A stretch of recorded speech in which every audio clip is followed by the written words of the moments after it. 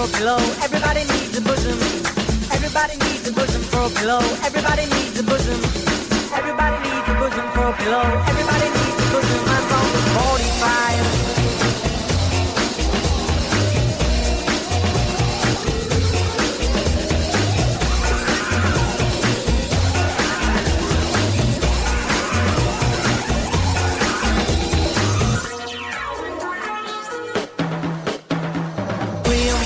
Asher on the 45. Well, it's a brim food Asher on the 45. Brim food Asher on the 45. Well, it's a brim food Asher on the 45. Everybody needs a bosom for a pillow. Everybody needs a bosom. Everybody needs a bosom for a pillow. Everybody needs a bosom. Everybody needs a bosom for a pillow. Everybody needs a bosom. Everybody needs a bosom for a pillow. Everybody needs a bosom. And dancing and singing and dancing and singing and dancing and singing and dancing and dancing and dancing and dancing and dancing and dancing and dancing and dancing and dancing. My lonely RPM.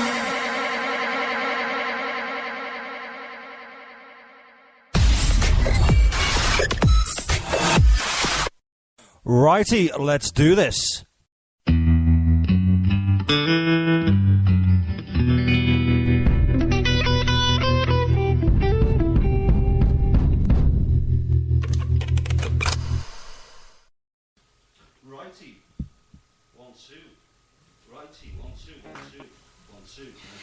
One, two.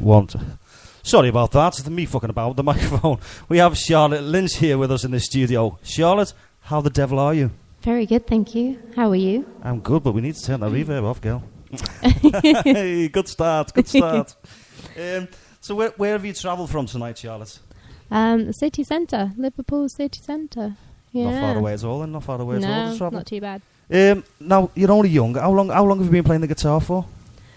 Well, probably not as young as I look. So I'm 24. I've been playing. You're not 24? Yeah, really? I know. Jesus, wept. I know. I thought you were about 18. No, I know, it's terrible. Yeah, no, it's not. It's good. Well, trust me. Yeah. You'll appreciate it when you're my age. Playing guitar about 8 years now, I think. Yeah, kind of.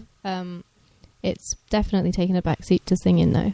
So probably not as good as I should. You were saying before you do a lot of singing in clubs and things like that, don't you? Yeah, clubs, pubs, things like that. Just either to backing tracks or with guitar, whichever will have me. Is it every week you do the Liverpool? Not every week. Every now and then. Yeah, I do the Liverpool, and then there's a couple in Manchester as well. So. Oh, did you do a few in Manchester as well? Yeah. Oh God, you are busy. Have you studied music at all? I have, yeah. I studied music in London at the Institute, and that was good. Basically got to do 3 years of writing songs, singing.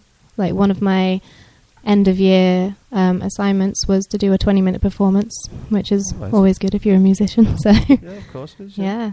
So you've always basically, has it been since you were a child you're interested in music? Yeah, pretty much. It was when I was about 14 I got really into it, and I got my first guitar, and started. Who were your influences when I was younger? People like Blink-182. Proper pop punk, just because power chords getting me through. I thought you were going to say the Spice Girls or Madonna or something, and so I'll have some of that. Yeah. But do you fancy yourself as a bit of a rock chick?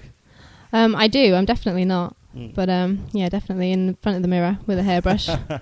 Well, would you like to go down that avenue one day with a band? And yeah, well, I was in a rock band for a bit, and that was really fun. But now I'm kind of just rocking the acoustic, and What was the band called? It was Lost to Be Found. Lost to Be Found. It was actually with some of the guys who are now in Crosslight, who are on your charts. Of course, they are. Yeah. Right. So you're all friends with them, are you? Yeah. Oh, great stuff. So, I mean, what was it originally that made you pick up the guitar? For me, it was Oasis. It was Wonderwall. I heard that song, realised how easy it was, and thought, I can play that. Yeah. These gobshites can play that, mate. I can play that. Yeah. What was it for you that made you pick her up? I remember watching the video for Foo Fighters All My Life. and Sure. seeing Dave Grohl with the see-through guitar. Oh, right, And yeah. that's what I got. I got myself a stupidly heavy see-through guitar and was like, this is my life now. Yeah. And that's what made me get it. Yeah. Yeah, a lot of musicians do have that one moment that they can recall. It was like, Yeah. I want a guitar now. You know Yeah. what I mean? And it never goes away, music. That's, I mean, I think once you have the musical bug, it'll Yeah. never go away, you know what I mean? Definitely. So what are your hopes for the future with your music? What do you hope to achieve in the future? I'm just hoping that I can carry on doing it. I mean, I just want to be able to have the time to do gigs whenever. I'm not really... I mean, obviously, if I could do it and make a living, that would be amazing. But as long as I could do it, then I'm absolutely fine with that. Do you do anything other than music? Do you work for a living? Yeah, well, I do teach singing, actually. Oh, you teach singing? Yeah. I teach singing at Smithtown. It's a music school called the Music Development. Oh, yeah. I teach there. I teach down the road, actually, at High Notes Music Oh, cool, yeah. in Crosby. And then, just teach from home as well. Oh, excellent. So, are you qualified in teaching? Well, because I've got the degree in music and it's kind of, I guess, the singing is an equivalent to the top grade, so... What do you teach? You teach guitar? I teach mainly singing. I can teach guitar and a bit of piano if people want, but mainly singing, and if anybody wants to, kind of like songwriting, because I think that's the... Yeah, of course it is, yeah. Well, yeah, a bit of Good a plug skill there, to have. guys. Anybody listening Yeah. needs a bit of a few lessons here of our show. Do get in touch with her after the show.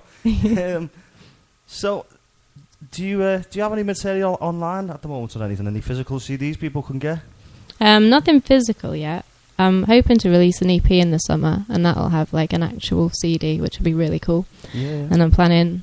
I mean, it's all in my head at the minute, but I'm planning a big like EP launch party, and I'm hoping to get some of the artists that have been on your show actually involved. They don't know it yet. Yeah. They're probably listening like, wait, what? What? But, Who? yeah. But yeah, quite a few people I've got in mind for that. And then online, it's just SoundCloud, really. That's where there's a few things. I've got a weird cover of Love Will Tear Us Apart by Joy Division. Yeah, Absolute it's tune, yeah. In fact, I think I've heard that. yeah, it's a weird like vocal I'm cover. sure you sent me that. I remember listening to it. Might have been you or somebody else. I deal with so many, but somebody sent me, and I'm sure it was you. Obviously, I won't play it down the show because it's a cover. Yeah. And we don't do covers. No. Apart from when I've had a long week and Rob Clarke sends me a cover and I put it in the charts and it goes to number 1. Massive fail. I'm funny, I didn't talk to him about that during the interview. I thought it might get a bit heated, I'll leave that one out. You performed at Merseyrail Sound Station back in October, didn't you? How did that go down? It was cool. It was a little bit weird because you kind of... They were filming people to like maybe get into this top 10 thing. And I was just there with my guitar, and then you literally just stood in front of a board in Central Station, and they were like, all right, do you want to play now? And I was like, okay, cool. And then you just kind of play acoustically, busking basically. Yeah. And that was really fun. It's cool when you see people walking past and they're kind of not paying attention, and then like there's a bit in the song that you do and it might be like quite eye-catching, and they stop and they're like, oh, what's going on here? And then when you start getting people stopping and watching, you're like, oh, okay, because they're not they're just going about their business, aren't they? Yeah, exactly. So the fact that they're stopping and taking time out of their day to see what you're doing it's really cool. So when you're playing along and you see someone, they go like that and turn their heads around, you go, all right, yeah, keep that bit. Yeah, exactly. When you're gigging around town, do you have any favourite venues that you play? Favourite Or any venue. venues you don't like to play? Ooh, Man, you probably better not mention them. Then. Just tell us the ones you like to play. Don't want to get blacklisted. Yeah, I think when I played Heebie Jeebies, the Courtyard, that was really nice. Yeah, that was for Johnny Sands on the Saturday sessions things. That was really cool. I really like playing Leaf as well, because it's always packed and there's always just a really nice crowd. It's just... Yeah, everyone seems to stop and listen rather than just kind of carry on talking, which everybody's entitled to do, like if you've gone out for a drink or whatever. But you just feel that they're there a bit more for the music. Yeah, exactly, yeah. So because I know a lot of people were talking to somebody the other week about it, and with you being a solo acoustic performance, sometimes in the bigger venues you can feel a bit lost, can't you? Yeah. You know, a bit out the way. So the likes of these bars they talk about a bit more... Yeah, exactly. A bit more small and a little bit more, what's the word I'm looking for? Yeah, intimate. Kind of. Yeah. Yeah, I'm with you with that. Are you taking part in any festivals this year? You took part in Hope last year, didn't you? Yeah, well, I did. I've applied for Hope Fest this year, so fingers crossed I can. Where did you do last year? Sound Food and Drink. Sound Food and Drink, yeah. That was really good, actually. I really liked that as well. And yeah, I did the Bandstand Festival. Oh, that was a cool one, actually. These are all these cool venues that you forget about. That was the Sefton Park Bandstand. Oh, right, and yeah, it's strange as well because you're kind of in the bandstand and then there's a big path and then everybody's on the hill watching you, so it is kind of like you are on a big gig thing, but you're being showcased to the park, so you're just like, oh, I see, it's cool, isn't it? Yeah, it's weird, it's very odd. You don't know who you're going to get either as well. I think I had somebody I think I did have somebody like cycle past and heckle me at one point, but then actually realised that I was half decent and came back and sat down and watched the rest, and I was like, okay. You shouldn't be heckling anyone on a stage, should you? I know. Sure, he's a god. The fact that I won them over, I was like, all right, that's all right then. What would you say is the biggest gig you've played, or your biggest achievement? Biggest achievement? Well, I think the biggest achievement would probably be my final performance for my degree, just because of the amount of work that went into it and how stressed out I have. Like, I didn't bring it today, but there's something, a voice live touch, where you kind of, and you have loops and it puts effects on your voice and all these crazy different things. And I based my whole set around it, so it was like I was playing the guitar and the thing would harmonize my voice to the chords I was playing. So, and then I had like a big showpiece song, and so it was one of the riskier things you tried. So risky, yeah. I've got one of them loop pedals there. Have you seen them? Yeah. They're cool. Like I had to go with that. That's also next time we go live. I'll probably be introducing that. You know what I mean? Yeah. Because it's amazing the sounds you can achieve with that little box. The only thing is though, is just getting the rhythm right. Yeah, it's hard. If you're on stage and you get it wrong, you're going to look a bit like a dick, aren't you? So it's like, well, that's the thing, especially when you're singing in loops. If you sing a tiny bit out of tune, like that's it. That's just being repeated for everybody. So it's that's what I'm saying. Stressful. That's what I'm saying. If it goes wrong, mate, it's a car crash, isn't it? Yeah, so, exactly. But I only got like a cheap one. I think mine cost about 140 quid. Yeah. But you can pay anything up to like $3,000 for them, you know what I mean? So it might be better investing in these things have got big, massive, comfortable pedals on them, you know what I mean? Right. This thing's got like a little plastic button on it. Yeah. It's a bit hard, can miss that one. Oh, yeah. Or you could use your hands with it, maybe. But but then you're playing the guitar, aren't you? So you're screwed, aren't you? All right, then, Charlotte. What songs are you going to be playing for us tonight? So I've got 4 original songs. Do you want the names of them? No, you can tell us them when you're playing them. I think we'll have a little stop and a little chat in between tunes. Cool. Well, just 4 originals then.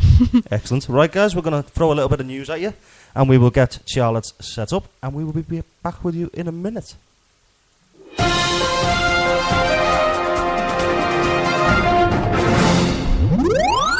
The Labour candidate for Mayor of London, Sadiq Khan, says his chances of being elected on Thursday have been damaged by the anti-Semitism row which has engulfed the party. Mr Khan criticised the leadership for not acting quickly enough to deal with the controversy as Labour prepares for its biggest electoral test since Jeremy Corbyn took charge last September. Here's our political correspondent, Ian Watson. Sadiq Khan knows that the best chance he has of becoming the first Labour Mayor of London since Ken Livingstone is to distance himself from Ken Livingstone. He was swift in calling for Mr Livingstone's suspension from the Labour Party last week, but in an interview in the Observer newspaper, he acknowledged that the row over anti-Semitism was affecting his chances of becoming the first politician from a Muslim background to occupy the post. He said he accepted that it's now more difficult for Londoners of Jewish faith to feel that the Labour Party is the place for them. And the new Israeli ambassador to the UK, Mark Regev, has suggested that some on the left are in denial about anti-Semitism. He said any failure to condemn it should itself be condemned.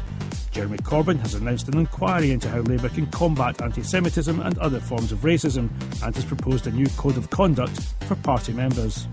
And a full list of candidates for the Mayor of London can be found on the BBC website.